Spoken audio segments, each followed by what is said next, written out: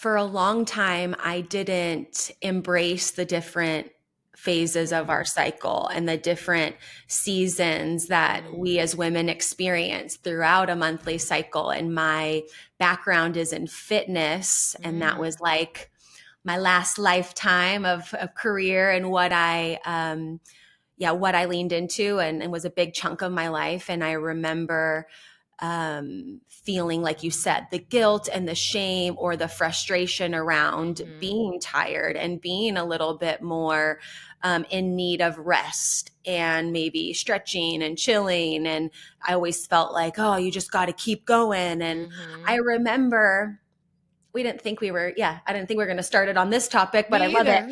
But I But remember when I was personal training, uh, yeah, a long time ago, over 10 years ago. And I had this one client who would often cancel her sessions when she was on her period. mm.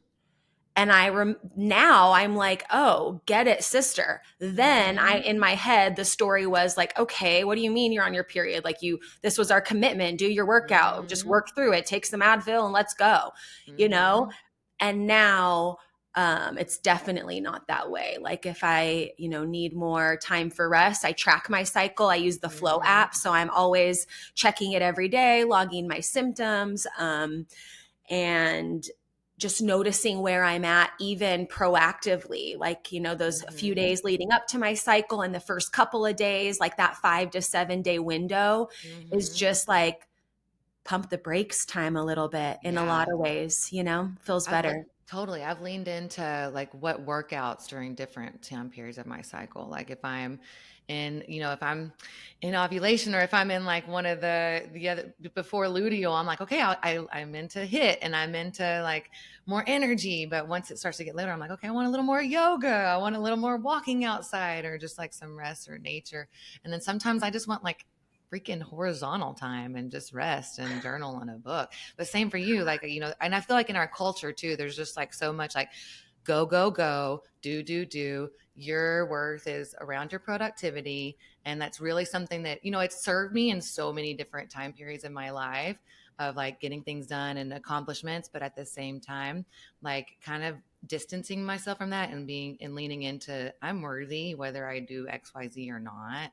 Mm, Um, and so just kind of, it's like I'm having this shift and like I honor and I'm grateful for the time periods in my life where it was like, okay, I needed to do these things to feel loved, to feel accepted, to get, attention from my parents or whatever it was, or be, a good human or an achieving adult in the world.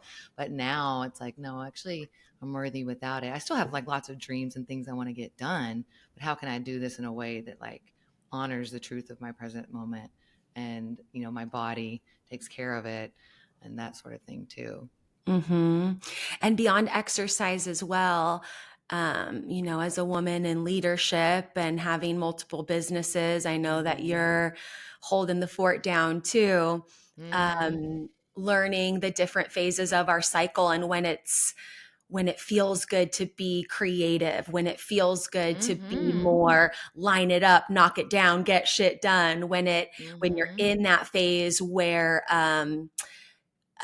like I don't want to say not the debate's not the word that I'm thinking of, negotiations, Mm. being more, in that follicular phase, ovulation, Mm-hmm. where it's like, okay, those are when I want to have the tough conversations and when it makes Mm. sense to be more in that, let's say, yeah, masculine energy of Mm-hmm. talking about, the tough things, money, all that kind of stuff Mm-hmm. versus, later on in my cycle where it might be a little bit more, Yeah. Yeah. which Yeah. I Yeah. love, which I love. Yeah. But I always wondered, like, why can't I do this sometimes, but not? And as I've leaned into Mm-hmm. more of the different phases of my cycle, I'm starting to learn when to schedule certain things and when not. And I also have a lot of women on my team. So Mm. honoring them and being like, hey, I know that we're going to be like doing this wave together. So if you need something or if it's a hard day, like, feel free to communicate that with me. It's not too much Mm-hmm. information. It's good if you're having a moment of being tired or low energy, and then there'll be times where I'm sure you feel this too, where we feel more productive. And it's like Oh, a for day sure. is like getting shit done. Yeah. That feels so good. For sure. And like now in this phase of like the next, 3 to 7 days, it's I very much lean into, okay, what intuitive insights are coming in, or like what could I like create? There's a lot of creativity in that space too. I've been playing with like laying in the fertile void. And like, because towards the end of the year, it comes up that I feel a little bit more burnout. I'm like, how can I nourish myself and get ready for the year, but also honor like the season too. um, and lean into and like sitting in the fertile void, because I love Abraham Hicks, and I think you do too. I think I've heard Mm-hmm. some places where you listen to things in the morning, and some of the things that I listened to recently was like, doing nothing is doing something, and that is getting in receptive mode to help bring in some of the things that are already in your vortex. And I'm like, I needed to hear that. And I just needed to sit and journal, or just like lay there and not do anything until something comes up and like inspires me. Yeah, like not looking um, in our outer world, but going Mm-hmm. within. Yeah, I Mm-hmm. listen to Abraham Hicks pretty much every morning when I wake up. She has like Mm. these little under 15-minute cartoony videos that are on Yeah. YouTube, and I put that on whichever one YouTube's algorithm decides to pop up, right? Because I listen to her so much, there's always one that's there, and I'm like, that's the one. That's the one I need to listen to. But yeah, growing up with the conditioning of more is more and doing is better. Mm-hmm. And I remember being in college, going to school full time, working 7 days a week, Mm. and telling my grandpa, aren't you so proud of me? I work 7 days a week and I'm going to school full time. I wasn't like a straight A college student, but A's and B's, was doing really well, and I Mm. remember like holding that as a trophy and Mm-hmm. being, like, but it was interesting because I have a group chat with my family and my niece and my brother and my niece's mom. And we always are just it's pretty much just all about my niece, pictures, what she's up to, updates from school, just all the things. And she said something where she was like, yeah, mom, I don't want to go to that today. It was like a Christmas parade. I just need Mm. to stay home and rest. I just want to rest. And I was like, yes, I love Yes, that. baby. And I like wrote in the chat, I was like, yes, I love that she knows what she wants and needs. Like, I love that, Mm. in her generation where she's at in our Mm-hmm. family line, that's available to her. Cause for us, it wasn't. It was just like, let's go, line it up, knock it down, Yeah. wake up Saturday, do your chores, get things done. Like, don't be lazy, like, get to work. Mm-hmm. And I just love that she knows that at the wise age of 6 years old. I'm That just is like, incredible. I love it. Like, what a good like role model, role model, and just like to have her understanding of what she needs and wants to thrive at that age. um, it kind of reminds me of a story that came up for me recently. And interesting enough, so like yesterday it would have been my dad's 71st birthday, and he Mm. died in 2013. And there's been a lot of like interesting experiences, like whether it was with plant medicine, psychedelics, with ketamine therapy.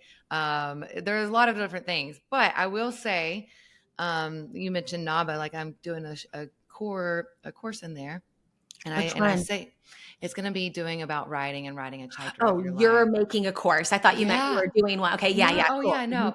And so, anyways, it's like basically what I'm saying is like, I had always kind of similar to you. I felt like if I get that A's on a roll, then my dad loves and accept me. I got money. It was like a bonus or something like that. And so I point out this little sheet, this little I gotta just show you because it's like so special for me. But it's a special like little group that of questions that my dad did, and I'm telling you that stories basically have the power to incredible impact and trans. I can't think of the word right now.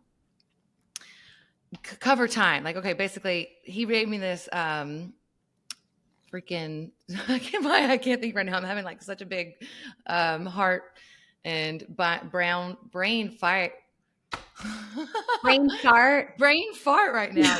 Jesus. I'm like, wow. Talk about some like brain farts. Okay.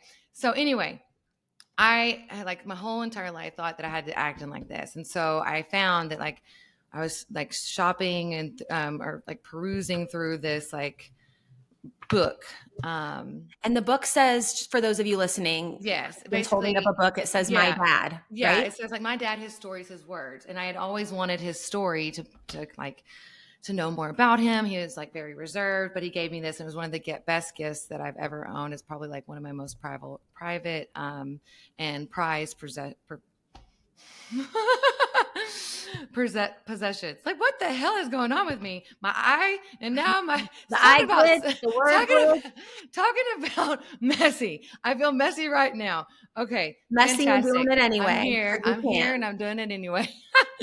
I love you, Dad. Anyway, okay. So basically, it talks about like asking him one of the best things in his life that he was like the most proud of his life, and and he basically said that it was the day that you were born, that you and your dad or you and your brother were born.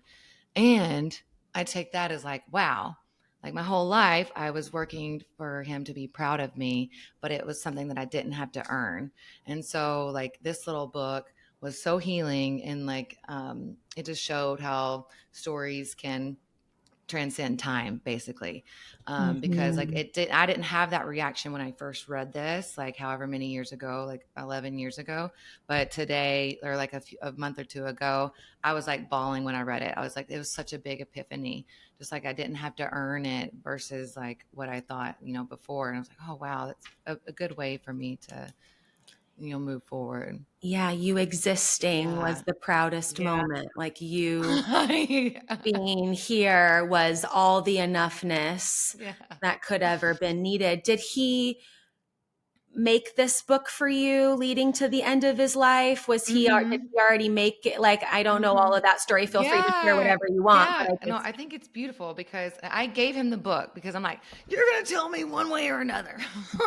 I'm like, I'm going to find out these stories, some of your life, what's going on, because he was like way more reserved. And so I gave him this book, and then like he took about 6 months, and then he gave it to me for my birthday in like 2012. And then, the less than a year later, he died.